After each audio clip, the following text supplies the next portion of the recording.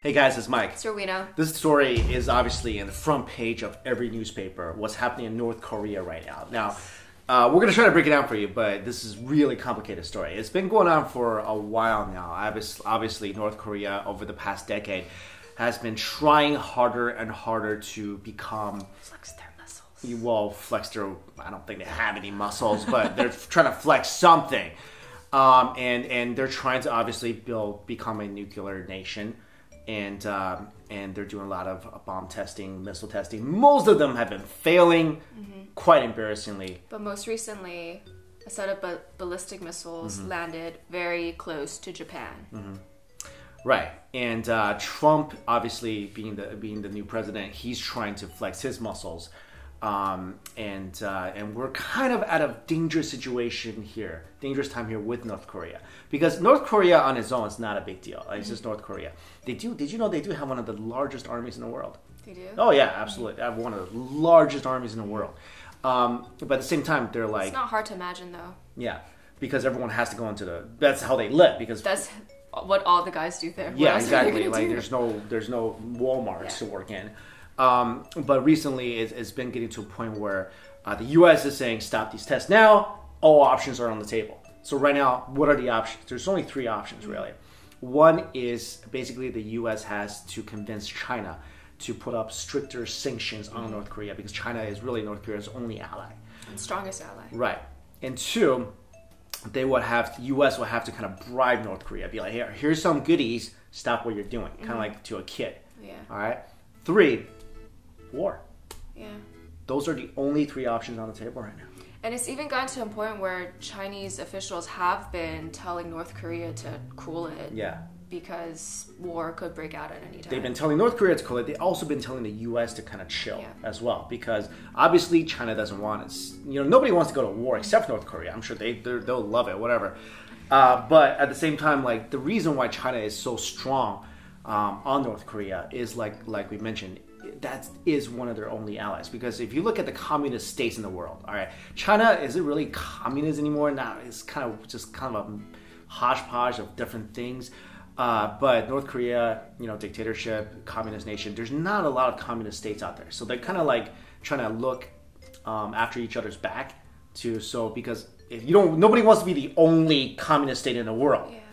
And that's why China is supporting North Korea so much. But at the same time, North Korea is kind of like that little brother who keeps getting into trouble and who keeps doing stupid things. Yeah. And you're being the big older sibling. You're like, you can't hurt them because they're your sibling. Yeah. But at the same time, you're like, I just want to knock some sense into you. Sit down for a bit. Right.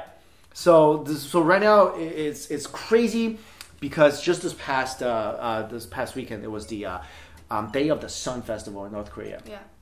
And right now Mike Pence is in South Korea because the U.S. and South Korea, of course, are very strong allies. And the U.S. and South Korea continue to do military exercises in the South, and then North Korea see that as a provocation to their authority. And on the Day of the Sun, they basically just parade a bunch of missiles. Yeah. And launch missile tests. Right, which failed completely, yeah. Which was actually quite hilarious. But a good thing was the U.S. was speculating that it was going to be a nuclear test. Yeah. But it just turned out to be missile test blew up right away. Like that guy is just like, I'm sure nobody in North Korea knows about that. I'm sure in North Korea it's like, oh, it was successful. This is how crazy it is in North Korea. I just did a video on North Korea if you guys want to see this on the Beyond Science 2 channel. But North Korea is obviously nobody knows what's going on in North Korea. Mm-hmm. People living in North Korea doesn't know what's going on outside. Did you know that North Korea has internet, but it only has like 20 some websites? There's a really good documentary, I forgot, maybe from Vice, that showed even walking down the streets. Yeah. There's grocery stores, but all the things are fake. All the fruits and veggies that they display are fake. Funny you should mention that. There are some experts that are saying the missiles that North Korea is parading, a lot of them were fake. It's wobbling. But they're wobbling. They're just yo, your muscles are made out of cardboard or something. Kim 3 Fat, whatever his name is. But the threat is real because they're saying that North Korea does have capacity to build over 20 nuclear weapons. Yeah. So the threat is real. And if the U.S. attack North Korea, the possibility is that China will be involved and then that's World War III. And the U.S. has sent a ship. Yeah, U.S. I mean, everyone's sending stuff. All right, everyone's sending South stuff. Korea. Right now, I feel like personally, we're on the brink of World War III. Not just because of the North Korea situation, because of the Syria situation.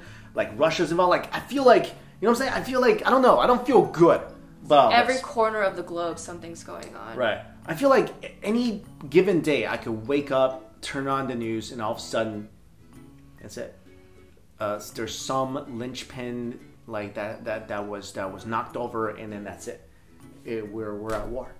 Isn't that crazy? Like the whole world could just be like, because of these situations, like we're just blowing each other up. That would be scary. What if we get caught up in a nuclear warfare? Well, then we die. That'd be bad. This is why you live in like Missouri. No one's bombing Missouri. I mean, bomb New York.